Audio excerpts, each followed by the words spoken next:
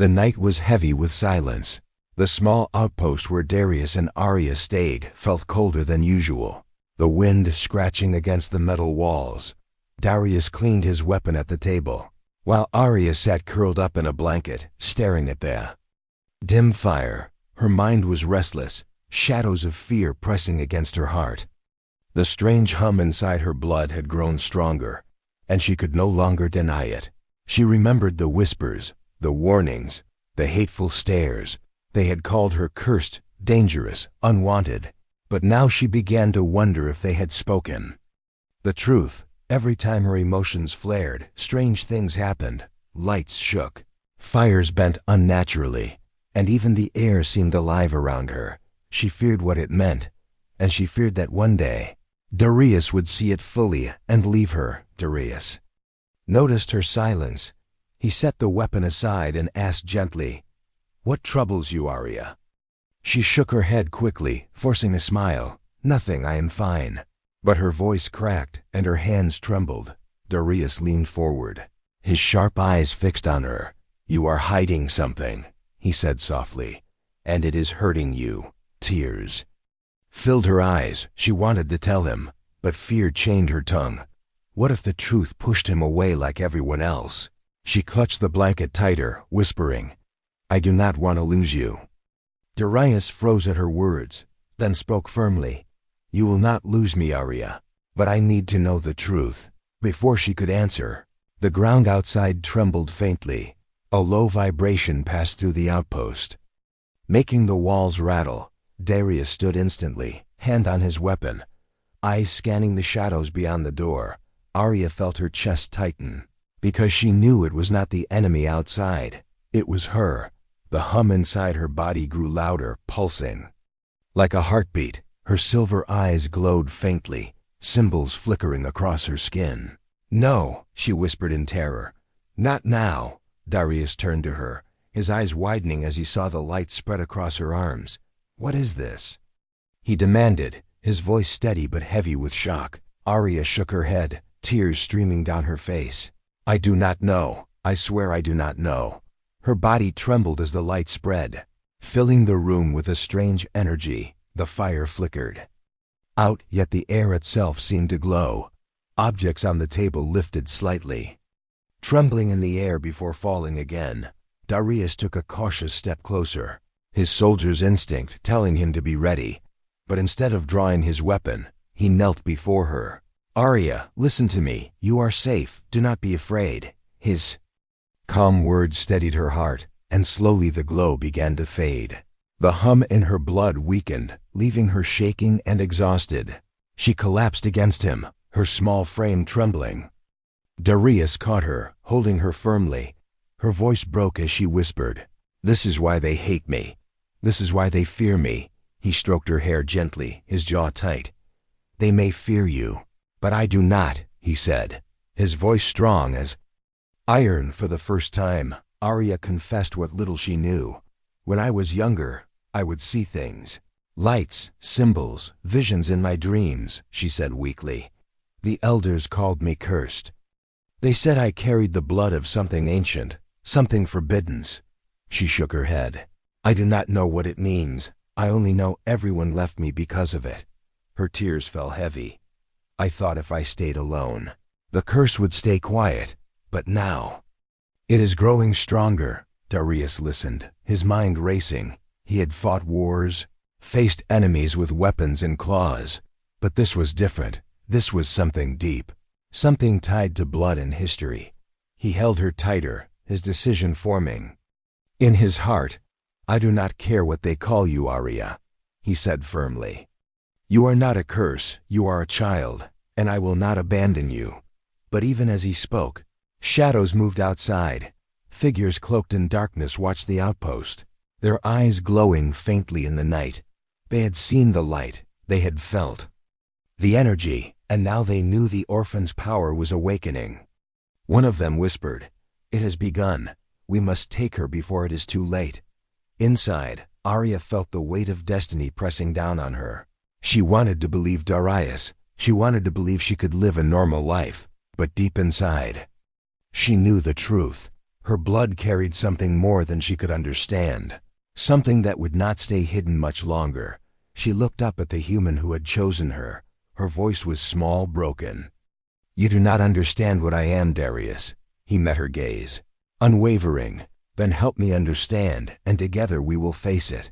The words wrapped around her heart like a shield. For the first time she believed she did not have to face the curse alone, but far away, enemies were gathering. The revelation of her power had begun, and soon, both she and Darius would learn the full truth of what she carried. The next morning, the girl awoke to the smell of cooked rations. The human was already awake, stirring food in a metal pot, his movements steady and practiced. She sat up slowly, afraid he had seen her glowing skin during the night, but his calm face gave nothing away, and for a moment she wondered if it had all been a dream. Her chest tightened with relief, though a part of her heart still trembled. He handed her a bowl of warm stew. "Eat," he said simply, his voice carrying the tone of a soldier used to giving orders. She smiled weakly, obeying without hesitation. Each bite warmed her empty stomach, and with every meal he shared, her trust in him grew stronger. For the first time in her short life, she felt like someone cared if she lived or died. The human asked her name that day. She hesitated, because no one had ever cared to ask before. Finally she whispered, "They call me Arya." The man nodded, repeating her name with care.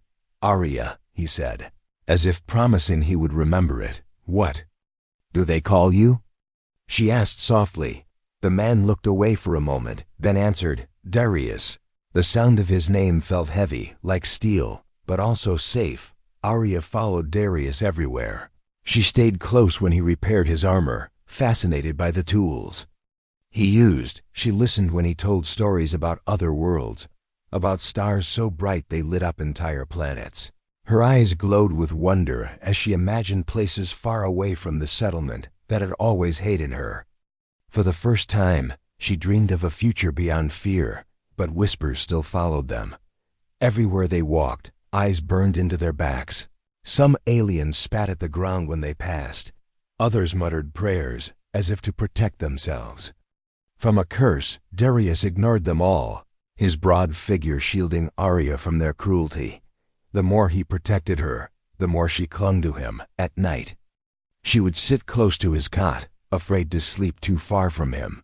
He never pushed her away, though he never spoke of why he stayed. One evening, as the sun set and shadows stretched long across the ground, Arya sat by the small fire Darius had built. She stared into the flames, her voice quiet.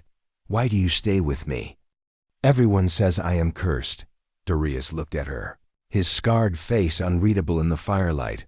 Finally he said, "Because you are not cursed. You are just a child who deserves a chance."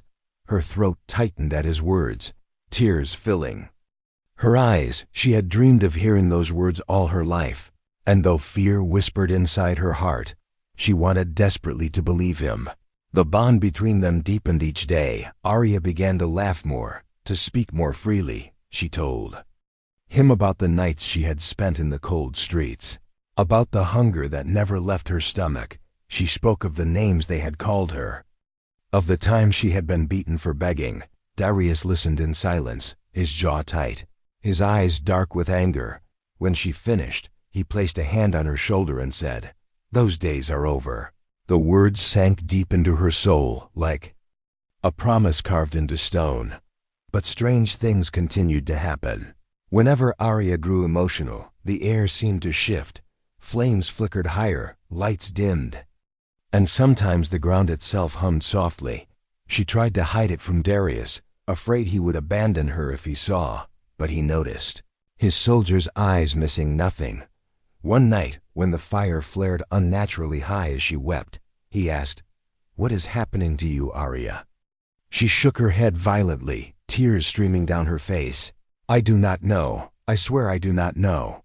Darius studied her carefully, but instead of stepping back, he placed a steady hand on hers. "Then we will find the truth together," he said firmly. Arya's heart ached at his words. She had always believed she would face her fate alone, but now, for the first time, someone stood beside her. Every day with him felt like a gift she did not deserve. She began to hope, though hope was dangerous for someone like her. The settlement grew restless, rumors spread like fire, claiming the girl was awakening powers that would destroy them all. Some said she was the child of an ancient bloodline, cursed to bring ruin. Others whispered that she carried a weapon inside her, a secret from a war long forgotten. The more they whispered, the more hostile they became. Shadows followed Darius and Arya at night. Stones were thrown at them in the streets. But Darius never faltered, his presence a shield that no one dared to cross openly. One night after another. Long day of silence and stares, Arya sat beside Darius and whispered, "Why do you not fear me?" He looked at her with eyes as steady as stone. "Because fear is for those who do not understand." She swallowed hard. "And what if they are right? What if I am dangerous?" Darius leaned closer, his voice calm and strong. "Then I will still protect you until I see the truth with my own eyes." His words lit something inside her heart, a warmth stronger than the curse, stronger than the whispers. She realized that no matter what secret lay within her blood, this human had given her something priceless. He had given her a bond, a reason to believe she was more than just a shadow. But in the distance, unseen by them both, figures moved through the settlement. They watched with cold eyes, whispering orders. The girl was no longer just a cursed orphan. She was becoming something dangerous, and soon they would act. The human walked with the alien girl through the busy streets. His hand was firm, yet gentle around hers, and though the crowd parted in fear, he did not release her. The girl looked up at him again and again, her silver eyes wide with confusion. Why would a stranger, especially a human, risk his name and honor by walking with her? To the people around them, he was already cursed, marked as someone foolish, but to her, he felt like the only shield she had ever known. They reached a quiet place near the edge of the settlement, where old buildings stood half broken. Here the voices of the market faded, and the girl finally dared to whisper. "You should not have touched me," she said, her voice trembling. "Why not?" the human asked, crouching to her height. "Because they say I bring death. They say I am cursed," she whispered. Her small hands shook as if speaking the words alone would call down some invisible punishment. The man's face did not change. He had seen fear, pain, and lies across many worlds. But this child's fear was different. It was heavy, like chains around her heart. He spoke with calm strength. "Do you believe you are cursed?" The girl froze, her lips parting as she struggled to answer. Finally she shook her head weakly. "I do not know," she admitted. "No one has ever wanted me. No one has ever stayed. They only say I should be avoided." The human studied her carefully, his eyes scanning for signs of sickness or danger. But all he saw was a child, thin, starved, and desperate for care. He placed a hand on her shoulder, ignoring the gasps from a few strangers who had followed them at a distance. "I am not afraid of you," he said simply. The girl's heart pounded at his words. She wanted to believe him, yet a shadow of doubt still lived in her chest. That night, he brought her to the small outpost where he was staying. It was nothing grand, just a single room with metal walls, a cot, and supplies scattered on the table. For her, however, it was paradise. She had never slept under a real roof, never seen food stacked in boxes, never felt safe from the cold winds. The human opened a ration crate and handed her warm stew in a metal bowl. Her eyes filled with tears again as she ate slowly, savoring every bite. "Why do you help me?" she asked again, unable to understand. The human leaned back against the wall, his face half hidden in the dim light. "Because I am human," he said, "and humans do not leave the weak behind." The girl lowered her gaze, clutching the bowl. No one had ever spoken such words to her. She wanted to believe him, but deep inside, fear remained. What if he too left her when he discovered the truth? What if the whispers were right, and she truly was cursed? As the days passed, the bond between them grew. The girl followed him everywhere, her small steps quick to keep up with his long strides. She began to laugh softly at his strange human jokes. She learned the sound of his voice, steady like a shield, and she learned to trust his silence too.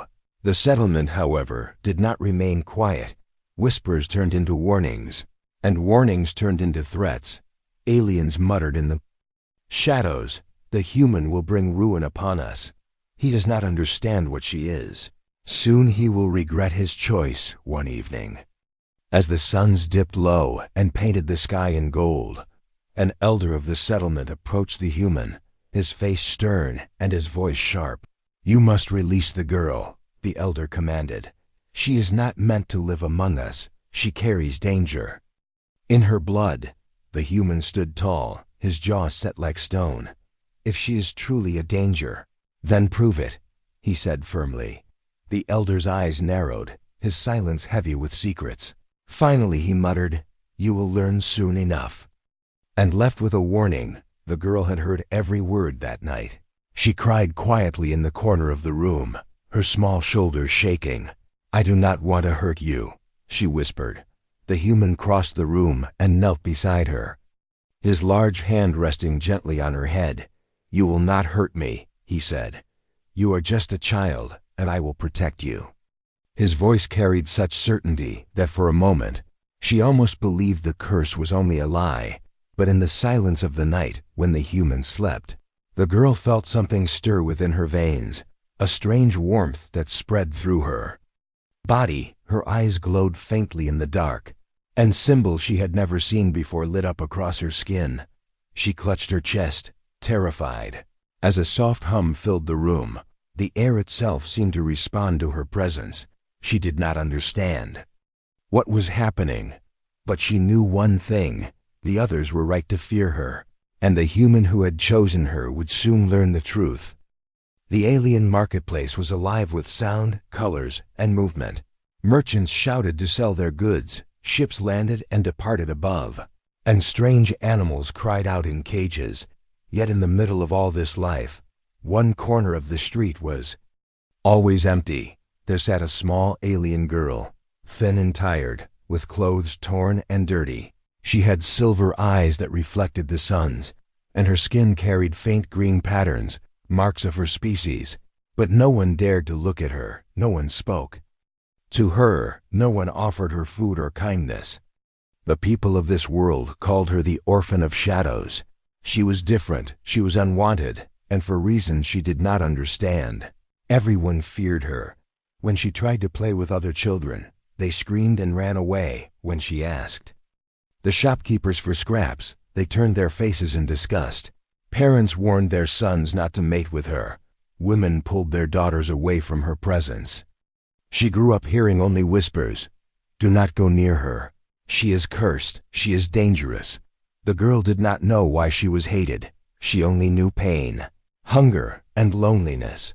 She had never felt the warmth of family, never heard a word of love. Sometimes she cried silently in the night, wondering if she was truly a monster like they said. Sometimes she wished she could vanish into the stars, forgotten by everyone. Then on one strange day, someone different walked into the market. He was human, broad and tall, wearing armor scratched by battles.